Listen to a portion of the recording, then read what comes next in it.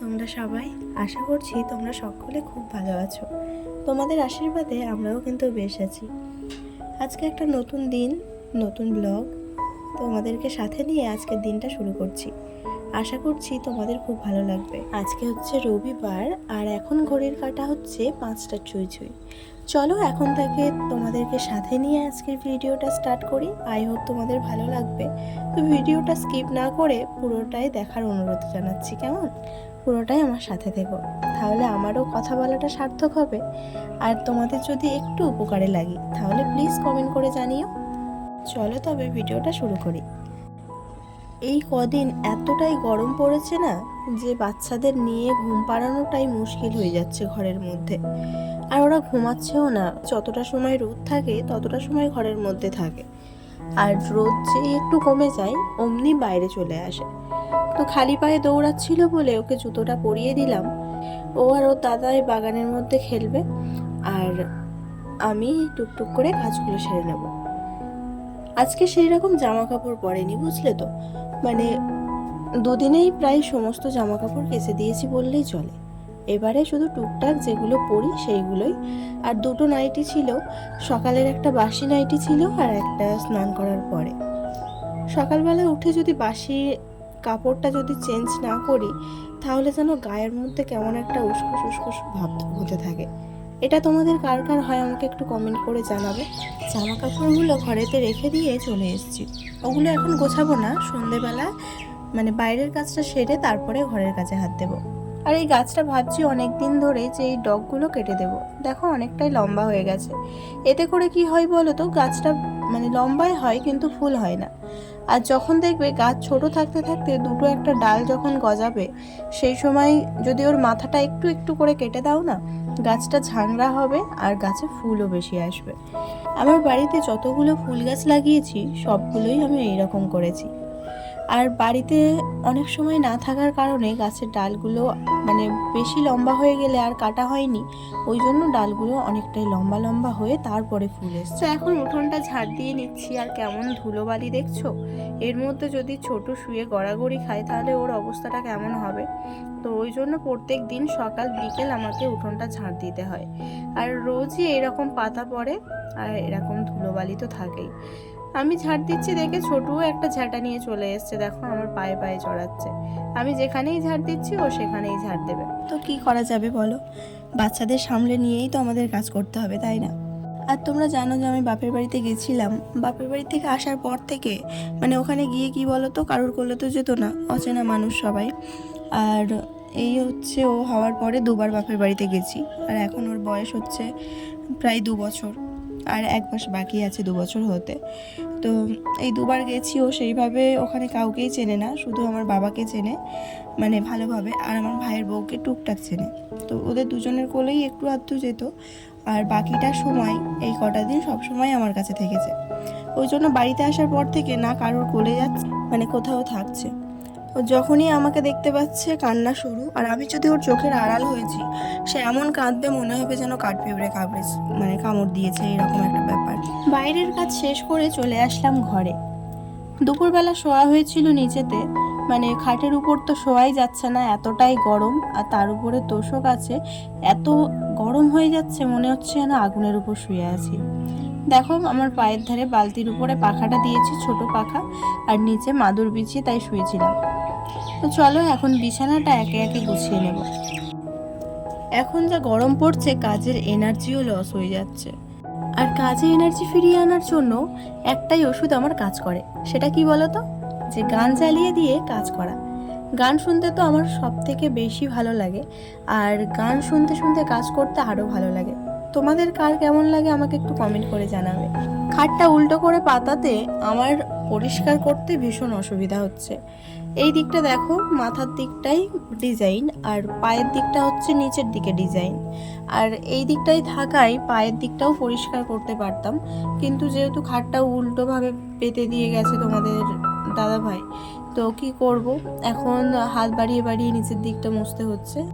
ঘরের জিনিসপত্র একটু যদি অদল বদল করা যায় তাহলে ঘরের যেন শৌখিনতা ফিরে আসে। যেমন এই খাটটা মাথাটা ছিল ওই দিকে, পায়ের দিকটা ছিল এই দিকে, কিন্তু আমরা শুতাম এইভাবে, মানে যে দিকটা এখন খাটের মাথাটা আছে আর যেভাবে যে দিকটা পা আছে ওই দিকভাবেই আমরা শুতাম।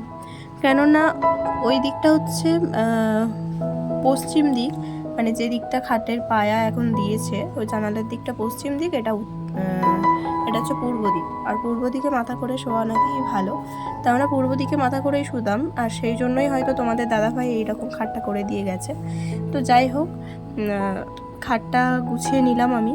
আর মোছা হচ্ছিল না বেশ কিছুদিন ধরে, খাটটা লাগানোর পর থেকেই মোছা হয়নি, তাই জন্য আজকে ভালো করে খাটটাকে মুছে নিলাম। নিয়ে এখন এই জায়গাটা পরিষ্কার করব।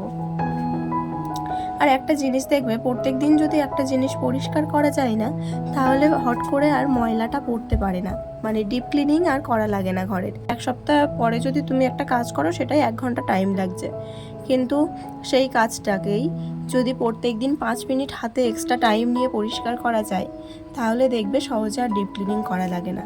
তো আমার যেরকম ঘরটা এখন ডিপ ক্লিনিং করতে আমার 1 সপ্তাহ টাইম লেগে যাচ্ছে। তো ভাবছি এই 1 সপ্তাহে আমি ঘরটা গুছিয়ে নিই, তারপরে প্রত্যেক দিন ক্লিনিং করব, তাহলে আমার আর এতটা সময় মানে যাবে না। আর আমাদের এখানে প্রত্যেক বৃহস্পতিবার রবিবার হচ্ছে বাজার হয়। আজকে যেহেতু বাজার হয়েছে ওই জন্য বাবা বাজারে গেছিলো আর দই নিয়ে এসেছিল। তা 2 ভাই বসে বসে দই খাচ্ছে আর ওরকম নাচ করছে, টিভিতে গানও চলছে, এদিকে খাওয়াও হচ্ছে, নাচও চলছে। দেখো টিভির দিকে তাকিয়ে তাকিয়ে নাচতে আছে।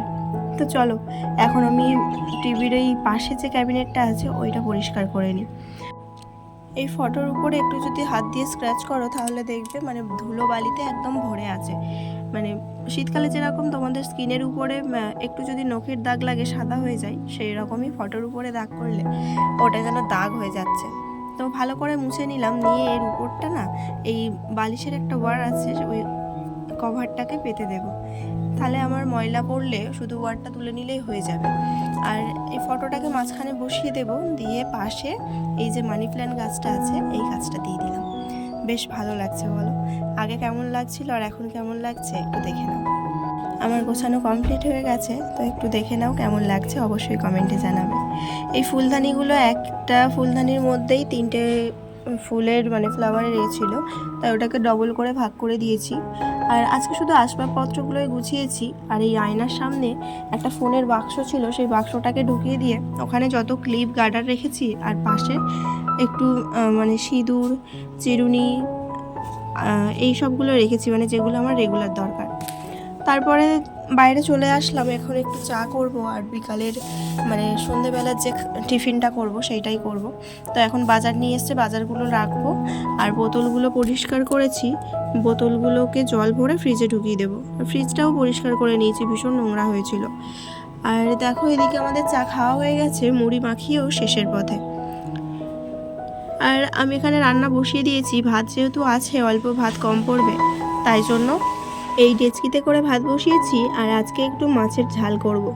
জানি গরমে এত রিচ খাবার খাওয়া উচিত না, আজকে শুধু পেঁয়াজ আর একটুখানি 2-3 কোয়া রসুন দিয়ে মাছের ঝালটা করব। ভালো লাগছে না কোনো ঝোল টোল খেতে। তো তারপরে আমি এখন বোতলগুলো ভরে নেব, নিয়ে আর ফ্রিজে ঢুকিয়ে দেবো, কেননা ভাত খাওয়ার সময় একটু জলের দরকার। আর এই গরমে ঠান্ডা জল না হলে তো প্রায় মরেই যাবো এরকম ভাব লাগে। চলো আমার মাছের ঝালও কমপ্লিট হয়ে গেছে। এদিকে রান্না করার পরে যে বাসনগুলো ছিল সেই বাসনগুলো এখন মেজে নেব। মানে সন্ধ্যের থেকে এতগুলো বাসন জমা হয়েছে, তো ভাবলাম খাওয়ার পরে 2-3টে বাসন ওগুলো পরে মাজবো, আর আগে এতগুলো বাসন মেজে নিই। তো দুপুরবেলা যে বাসনটা মেজেছিলাম 2-4টে বাসন ছিল, সেইগুলো ছোটো ওই নিয়ে গেল। আর এখন দেখো 1 ডেচকি বাসন পড়েছে। তো এই দেখো আমার মাছের ঝাল, ভাত আর বেগুন ভাজা। এখন ঘড়িতে 12:30 বেজে গেছে, এখন আমি গোছাবো ঘর। আমার বাইরের কাজ সব কমপ্লিট হয়ে গেছে। আর প্রত্যেক দিন আমি ঘর বাড়ি রাত্রিবেলা মুছে রাখি, যেহেতু সকালবেলা আমি একদম সময় পাই না, ছোটও কাজ ছাড়তে চাই না, ওই জন্য রাত্রিবেলা সব মুছে থালা বাসন মেজে রেখে দিয়েছি। এখন এইগুলো গুছিয়ে নিয়ে তারপরে আমার ছুটি। আজকের মতো ব্লগটা আমি এখানেই শেষ করলাম। যদি এতটুকুও কিছু ভালো লাগে তাহলে প্লিজ লাইক, কমেন্ট, শেয়ার করে চ্যানেলটা সাবস্ক্রাইব করো। টাটা।